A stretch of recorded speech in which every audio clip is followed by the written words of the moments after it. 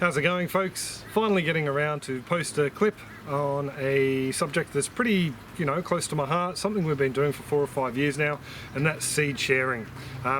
Basically, we came up with the idea of starting up a sharing group when we were trying to swap and trade some seeds on a savings site here in Australia. Unfortunately, at that point in time, it wasn't really set up for trading, and moderating that sort of thing can get pretty messy at times. So I decided to start up a group on Facebook called Share the Seed Australia. The idea behind the group is pretty basic.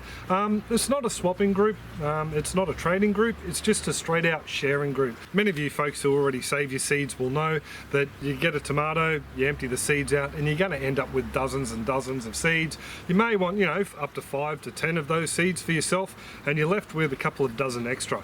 Now, the idea behind the Share the Seed group was to pass those seeds on to someone else, so they can have a crack at growing a variety they have never tried before, or maybe even give them a little bit of incentive to start their own garden.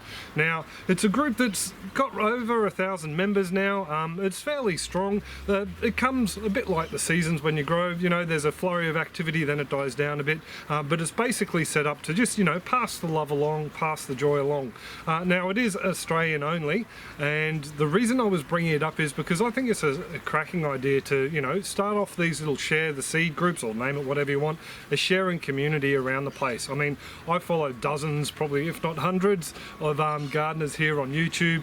I can't see any reason why all us gardeners out there can't start off a little individual group, whether it's just between your neighbours and yourself, or maybe in your state or your region, or maybe in your whole country like we have here, where you can pass on excess seeds. One of the big reasons I like sharing the seed is basically we're able to build strong genetics that are suitable for certain environments. Like for us here, we're in the subtropics. Now, there's certain plants that do not do well in the subtropics, and one of those is lettuce. Ours tend to bolt to seed or bolt to flower. That's basically when they throw up a flower spike very early due to the heat. Can't keep the water up to them, can't shade them enough, they'll go to flower and the leaves become bitter.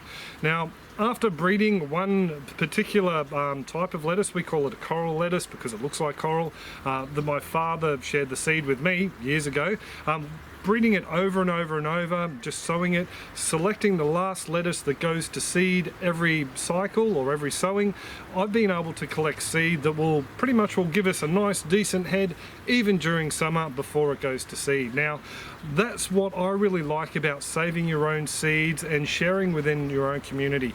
I know people around here that have taken our lettuce on, the coral lettuce, and they're able to grow it, and they've given me the thumbs up. But larger than that, larger community, we share the seed with our fellow Australians. I've sent some overseas, can't afford to do it all the time, but I've shared some of the lettuce with people up north in tropical regions. I've also had them share back things like wing beans and snake beans that grow well in our climate. So I think it's just a great way to build community, meet new people in the gardening community, whether they're in another state or living down the street. So if you're an Aussie and you're interested, just search for Share the Seed Australia. There is a pinned post at the top of the page that explains all the do's and the don'ts. Definitely don't go running around and hitting someone up and asking for all their seed. That's not a very polite thing to do. A lot of people find it hard to afford the postage as it is, and saving seeds does take a lot of time and a fair bit of effort. So if you're just going to treat it as a basically free-for-all shopping cart, you will get booted, unfortunately, so play nice, folks. For people overseas, the reason I'm sharing this information is I think it'd be a great idea for you folks to maybe set up your own little community, whether it's an online one, say, I don't know, Share the Seed Ohio, Share the Seed Alberta, Canada, Share the Seed Luxembourg. I think it is a great idea to try and get some of the local genetics and keep it in your own area, or if you feel like it, you can send it further afield like we do here in Australia. In Australia, by the way, Tasmania and Western Australian folks, you can join, but yeah, there's a few rules about sharing seed with you guys, which is another point to make.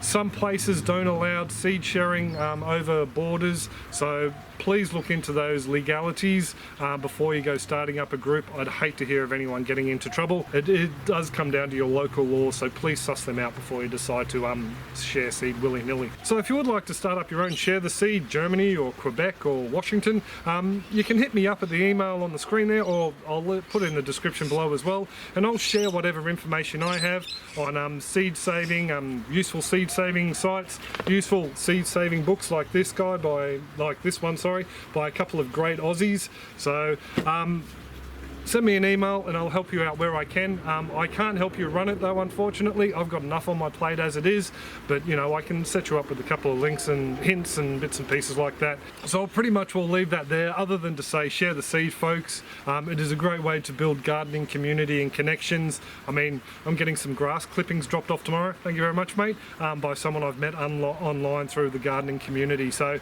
it is a wonderful community to join, and I think if we can share our seeds and help each other out, it's going to be even better. So I'll stop spruiking that idea. But what I did want to show you today is just a couple of seeds that we're saving here in the garden at the moment. Pretty much, well, there's not a lot going on. Well, I'll bring you down anyway and give you a bit of a closer look. So here's a selection of plants we're saving seeds from at the moment. We have our long purple eggplant, believe it or not. This is what it looks like after you let it mature on the plant. So we're saving a fair few seeds of these guys because my other stock is 2 to 3 years old, and I just want to replenish it with some nice clean seed this year. Another one here is chilies or sweet or hot peppers, same sort of thing. Let them dry out on the plant a little bit. These are so easy to save. You just rip the fruit open and give it a bit of a roll, and all the seeds come out, and then you just, you know, pretty much will just leave them laying around for a couple of extra days just to dry out a bit, and you can bag them up. These marigold flowers, very easy to save seeds from. You can see the dried petals there. All you need to do is just grab the center, pull the husk away, and you're left with a whole load of seeds.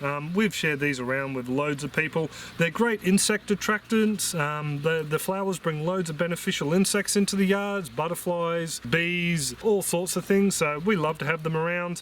Another one here, beans and peas. This is another one, very easy to save. These are our pigeon peas. We pretty much will just let the pods dry on the plant, and we can just crack them open, and the dried beans or peas just fall out. A couple more in there. And we can either save these guys to be a dried pea that we can cook as a pulse later on. It's one of the most eaten dried beans in India apparently, the pigeon pea, or we can pass these seeds on to someone else or just throw them around the yard like I'm about to do with these guys, and they'll pop up somewhere else. The flowers are a great bee attractant, also butterfly and hoverfly and that sort of thing. So these are a great nitrogen fixer as well. If you're into growing your own green manures and compost material, pigeon pea's fantastic for that. Another one just harvested recently is turmeric. These guys here, I've got a couple set aside for planting out for friends. We've got more than enough in the ground here, but we're going to give these guys away. These are some nice fingers, and they've got some little nodes on the top, some leaves, and growth points will sprout from them, and they'll end up with more turmeric plants. So there's 4 there. We could plant the center, or what they call the mother, and the 3 fingers out again, and someone would get, you know, some beautiful turmeric out of that.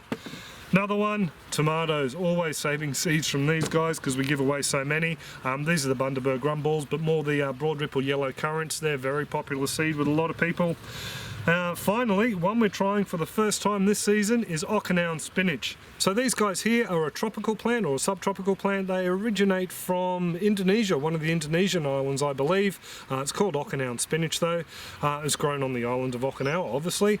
It's very, very good green for the warm climate. We eat it raw in salads, also thrown it into stir fry, but I prefer it raw. It's got a bit of a cross between lettuce and carrot sort of flavour. The young leaves have a very vibrant purple on the underside. I found the older ones go a little bit paler in the aquaponics. In the aquaponics, absolutely loves it. It's choking out one bed at the moment and threatening to take over 2 more, so I'm going to have to prune it back. Hate to think what it's going to do when the weather warms up. But this one here has been throwing some beautiful little flowers.